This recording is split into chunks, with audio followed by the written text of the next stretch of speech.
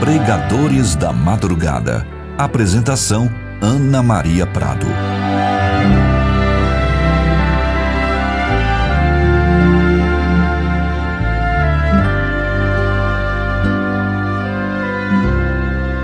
Nesta madrugada amanhã, o nosso pregador é o reverendo Silas Cunha de Menezes Filho, pastor da igreja Midway PCA, a igreja presbiteriana na América, e no presbitério noroeste da Geórgia.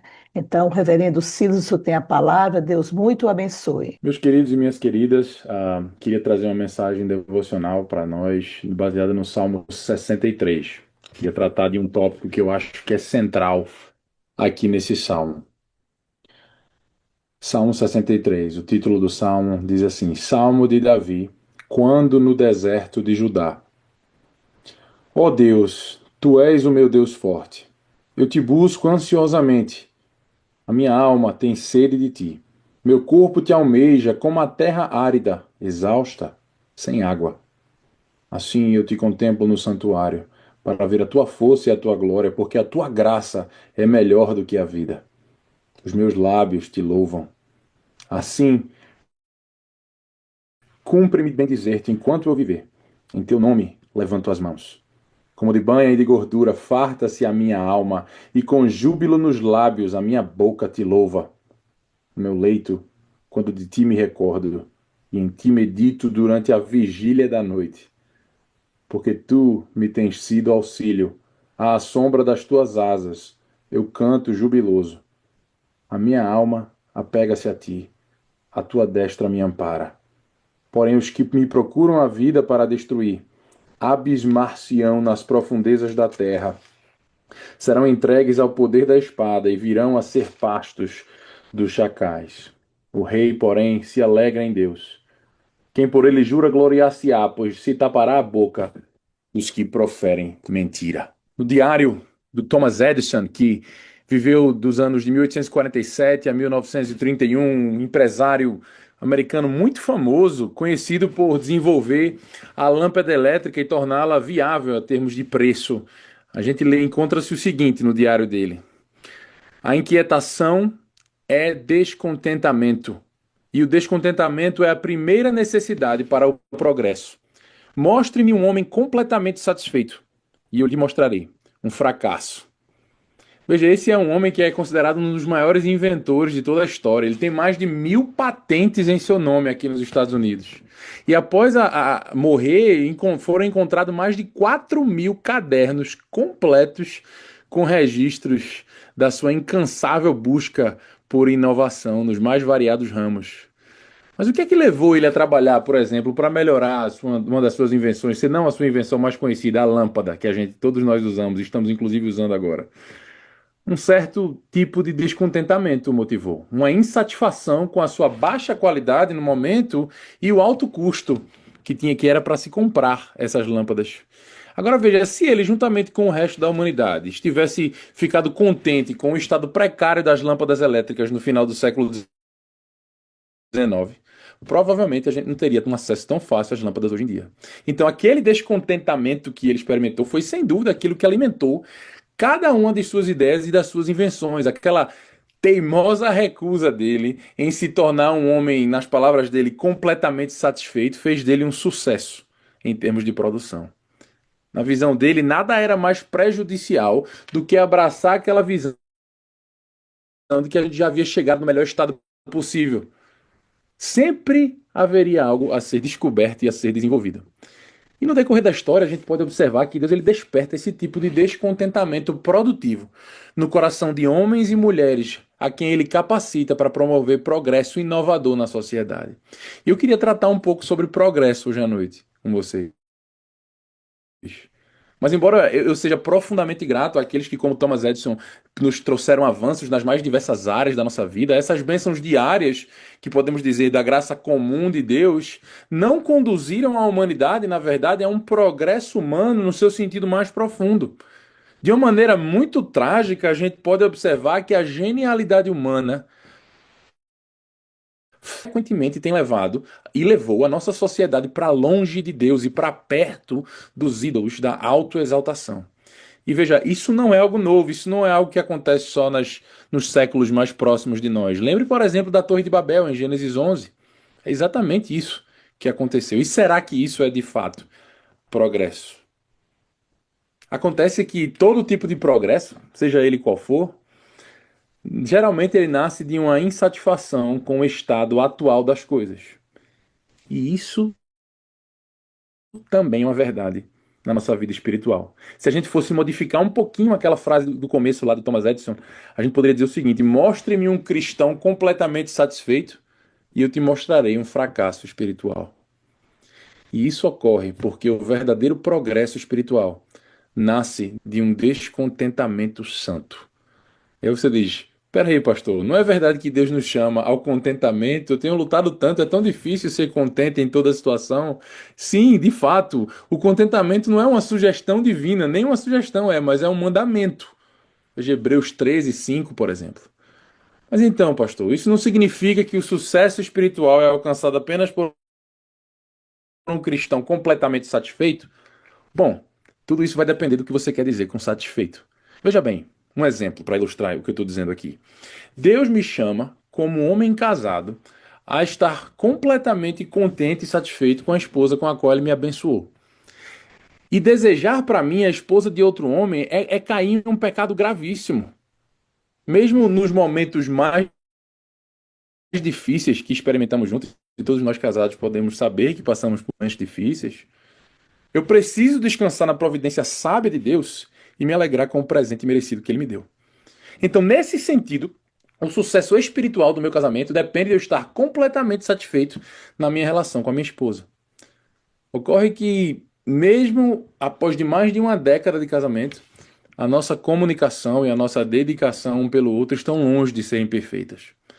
Eu ainda falho bastante como marido em amar a minha Ana como Cristo ama a igreja. Veja, ainda há um progresso tremendo pela frente a ser feito. E a falta desse progresso deve ser refletida em um desejo ardente em nosso coração de alcançá-lo. Sem esse desejo, a gente vai deixar de crescer como casal. Então, nesse sentido, o sucesso da nossa união depende do nosso descontentamento, a nossa insatisfação com o seu estado atual, à vista de nos esforçarmos por mais, sob a graça de Deus. Eu quero que você perceba, então, que como estar descontente com o meu casamento pode ser tanto um vício como uma virtude, a depender do contexto.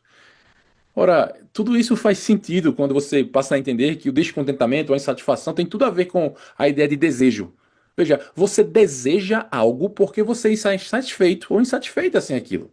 E nesse momento é bastante instrutivo para a gente aprender que o verbo hebraico no Antigo Testamento, e principalmente já que a gente está aqui no livro dos Salmos, traduzido como cobiçar, na Bíblia significa simplesmente, no dicionário, a desejo, desejar. E de fato, em muitos textos, essa palavra vai se referir a desejos ímpios, como por exemplo a proibição lá no 10º mandamento contra a cobiça. Mas em outros contextos, o mesmo termo vai se referir a desejos piedosos. Por exemplo, no Salmo 19, o salmista vai falar que a palavra de Deus ela é mais desejável do que muito ouro fino. Então, veja, o cristianismo ele não é contrário ao desejo em si, porque Deus ele nos criou para para desejarmos coisas. Ele não apenas nos deu um intelecto para conhecê-las e uma vontade para escolhê-las, mas é quando as desejamos que as escolhemos. Por isso a santidade ela não consiste na supressão dos nossos desejos, mas em sua transformação. E Paulo vai explicar isso. Há dois tipos de desejos, ímpios e puros. Em Gálatas 5, 16 a 17, ele escreve: digo, porém, andai em espírito e não satisfareis o desejo da carne, pois os desejos da carne são contra o espírito, e os desejos do espírito, veja, dois tipos de desejos, são contra a carne. Então, o descontentamento, entendido como um desejo insatisfeito por algo que ainda não possuímos, pode ser tanto um vício pecaminoso como uma virtude espiritual. E o que é que faz a diferença? Você pode me perguntar. Deus. Deus que faz a diferença. E aí, pastor, é pecado estar insatisfeito?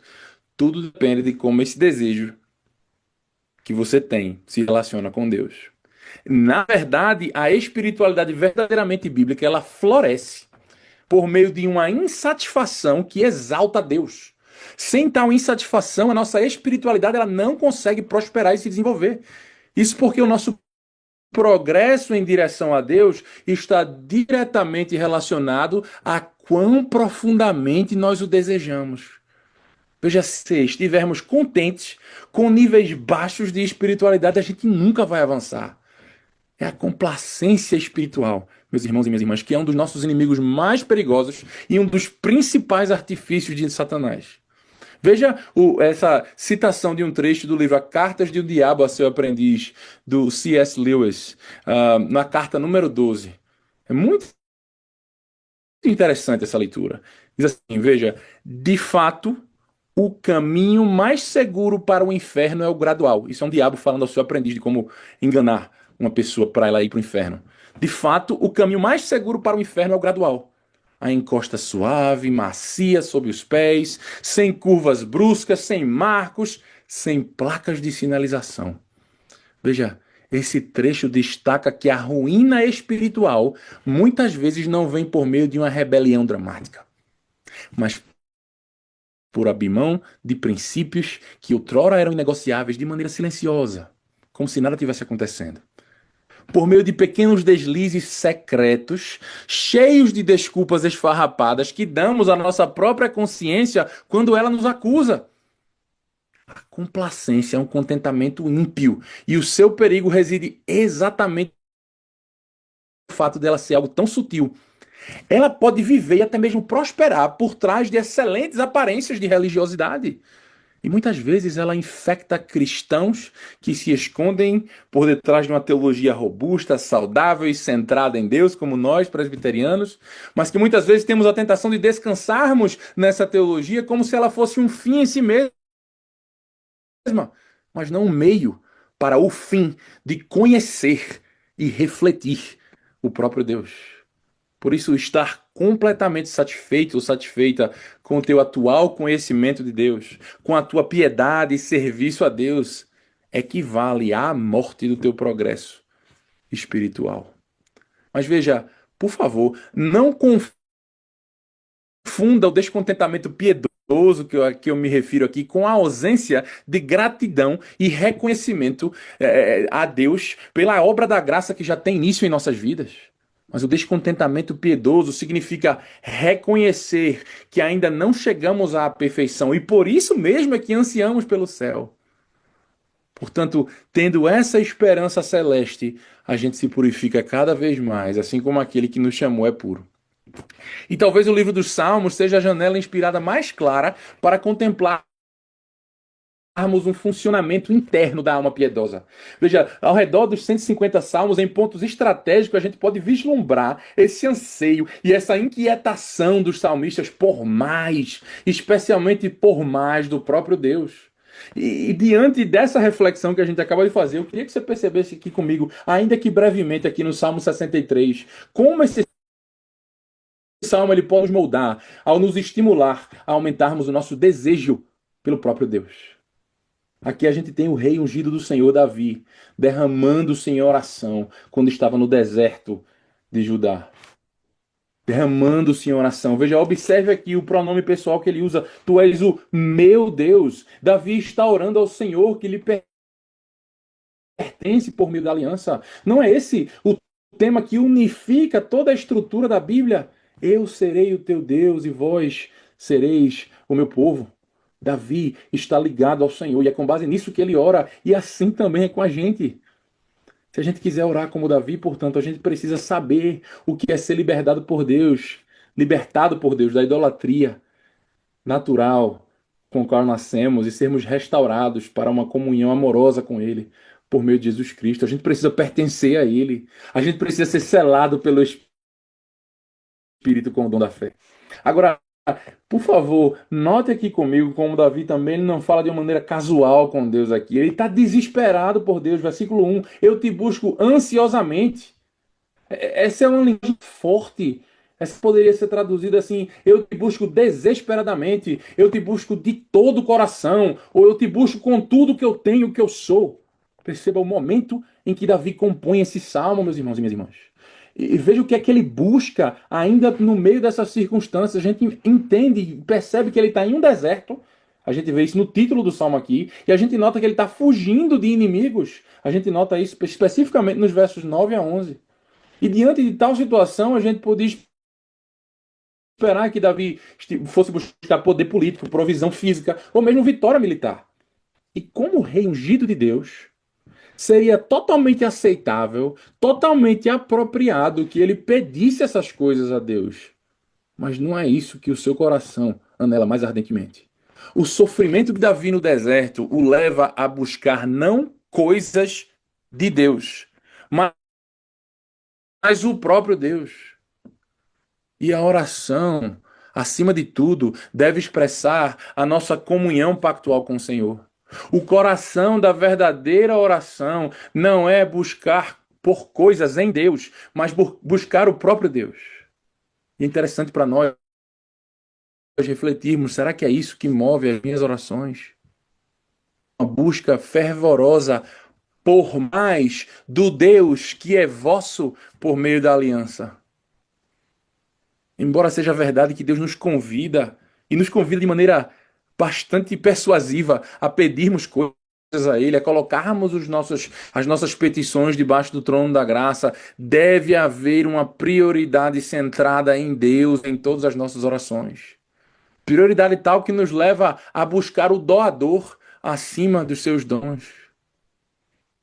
Veja, um outro aspecto que me chama a atenção nesse salmo é que, em seu clamor, Davi utiliza uma linguagem que claramente demonstra que Deus já é seu, ele chama de meu Deus, mas ainda assim ele busca esse Deus que já é seu com uma ardência tal que é como se ele quisesse encontrá-lo novamente pela primeira vez.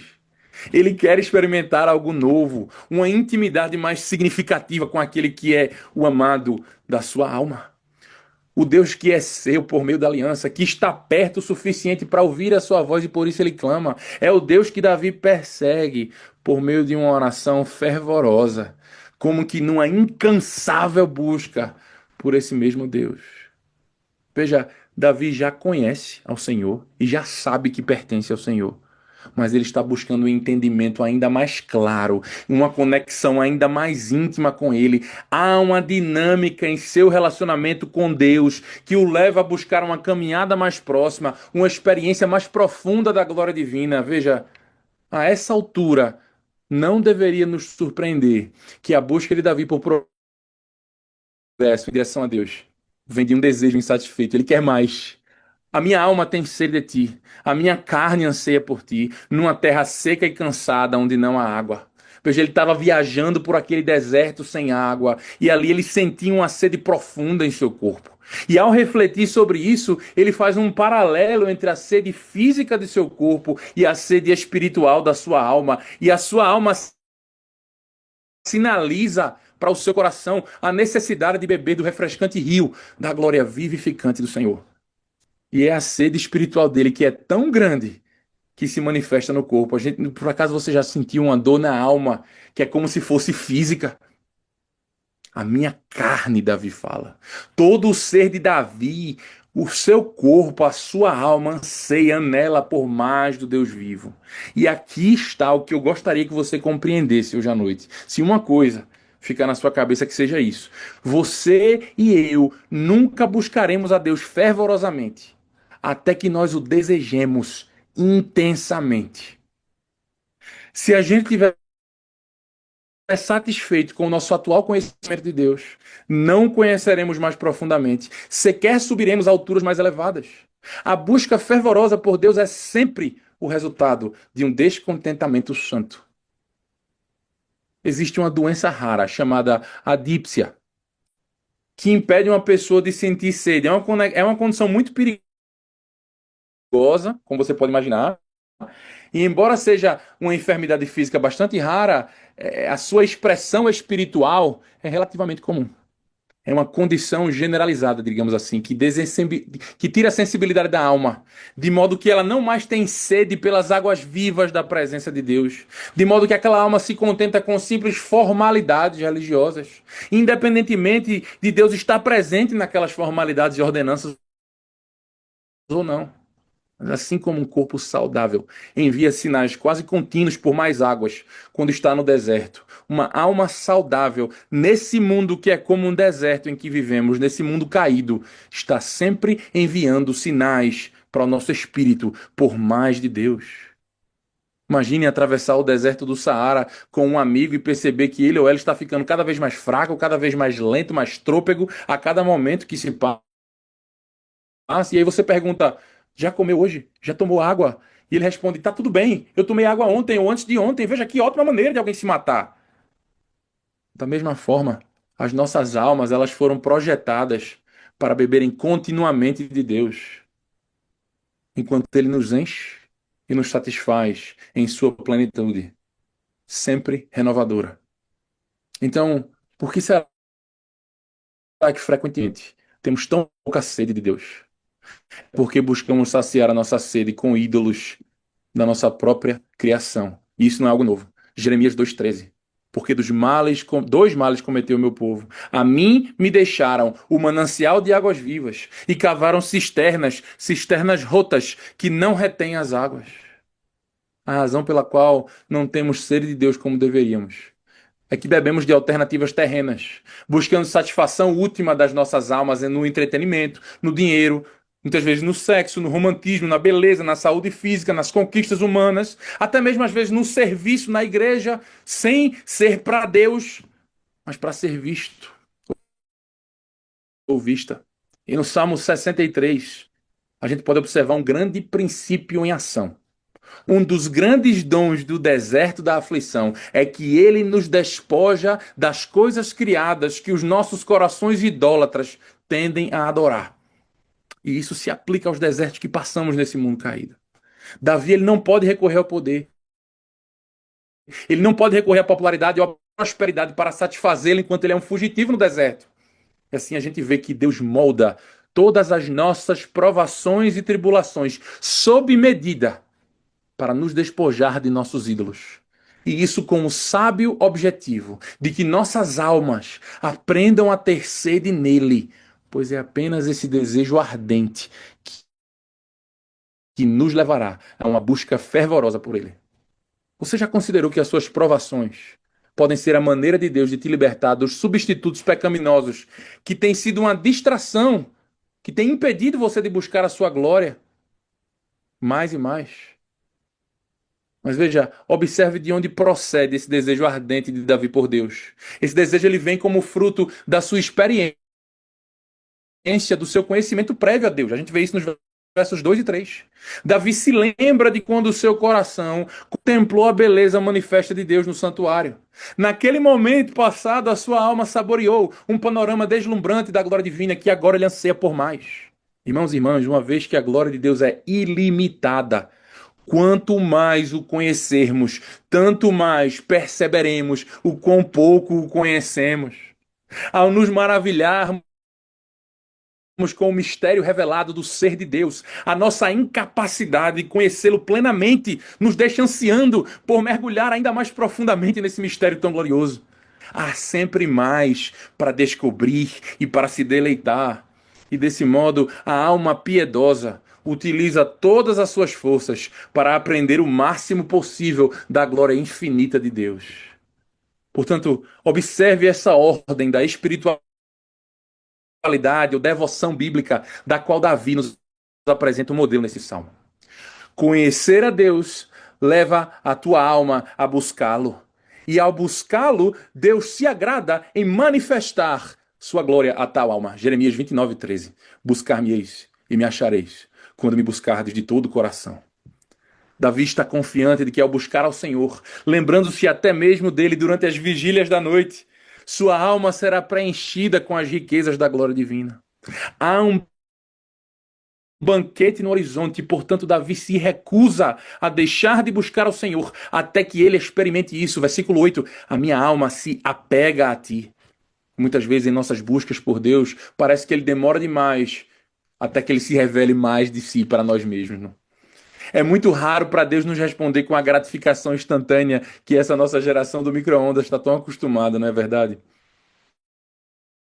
Por que isso? O teu coração pode ponderar nessas vigílias da noite.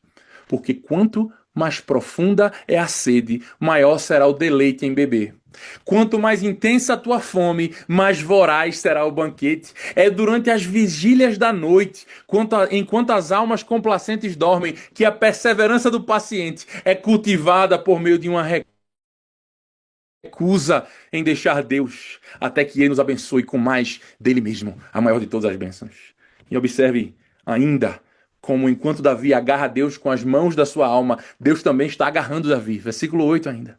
O crente piedoso segura e firme Deus, e Deus o segura de volta. O verbo apegar aqui é o mesmo verbo utilizado na instituição divina do casamento.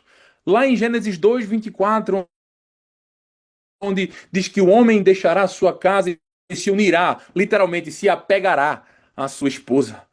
Esse é um apego íntimo, de devoção exclusiva, e assim como no pacto do casamento, ambas as partes se seguram firmemente uma à outra no pacto da graça. E a beleza de tudo isso é a gente notar que durante esse texto todo era Deus que estava sustentando Davi na sua oração. Deus trouxe à memória do seu servo a lembrança da glória divina. Deus deu a fome e sede por um conhecimento mais profundo da sua glória para o coração de Davi. Deus fortaleceu a alma de Davi enquanto ele buscava a glória divina. Tudo é pela graça. Aquele que começou a boa obra em nós nos preservará. E a sua preservação se fará evidente em nossa imperfeita, sim, mas sincera perseverança. E dado que Deus proporcionou tudo isso, Davi está confiante de que, embora Deus possa aparentemente demorar, ele não falhará em te conceder uma comunhão mais íntima com o seu Criador. Da mesma forma, nós, ao buscarmos Deus em Cristo, de acordo com a sua palavra, na dependência do Espírito, a gente pode se encorajar, porque aqueles que o buscam o encontram. E sabe o que isso significa? Significa que você e eu temos tanto de Deus quanto desejamos. Isso traz bastante sobriedade. Eu e você temos tanto de Deus quanto desejamos. Isso porque, como a gente viu desde o começo, a dimensão do nosso desejo irá determinar a intensidade da nossa busca. Se o conhecemos pouco, é porque o desejamos pouco. Mas a alma que tem um grande apetite por Deus é uma alma que será progressivamente nutrida por Ele. A alma saudável sempre desejará mais dele, e então irá buscá-lo ainda mais ardentemente. E ao buscá-lo, encontrará mais da sua glória, até que ele venha e será tudo em todos. Por isso, meus irmãos e minhas irmãs, enquanto viajamos pelo deserto desse mundo, há sempre mais de Deus para descobrir e nos deleitarmos. Mas a complacência espiritual pode te impedir disso. O Evangelho convoca todo o povo de Deus, convoca a você, que vive nesse mundo caído, que parece como um deserto, a um conhecimento expansivo, íntimo e pactual dele. Mostre-me uma alma que anseia por isso, e eu te mostrarei um homem e uma mulher, que é o objeto do deleite eterno de Deus. E em tudo isso, vamos cultivar um coração que seja tanto ambicioso por santificação, e ao mesmo tempo grato pelo trabalho da graça que já opera em nossos corações. Permita-me encerrar essa palavra com uma citação do John Newton. Suas cartas são um maravilhoso material de devoção. Eu creio que essa citação resume bem esse ponto e a atitude espiritual que a gente deve desenvolver e nutrir. Uma insatisfação temperada com profunda gratidão. Veja bem, ele diz assim: não sou o que deveria ser. Não sou o que deveria ser. Não sou o que quero ser. Não sou o que quero ser. Não sou também o que eu espero ser em outro mundo. Veja a insatisfação. Mas agora veja o tempero da gratidão. Mas ainda assim, não sou o que antes era. E é pela graça de Deus que sou o que sou. Amém. Amém.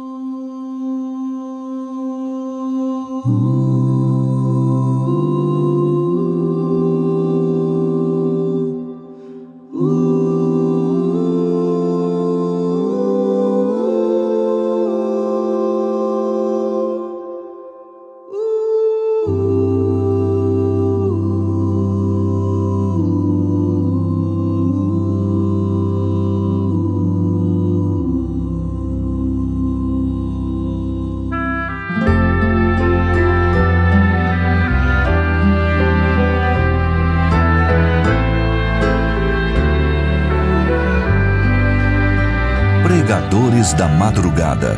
Apresentação: Ana Maria Prado. Um programa SAF Hora Online na madrugada. Realização: Confederação Nacional de SAFs.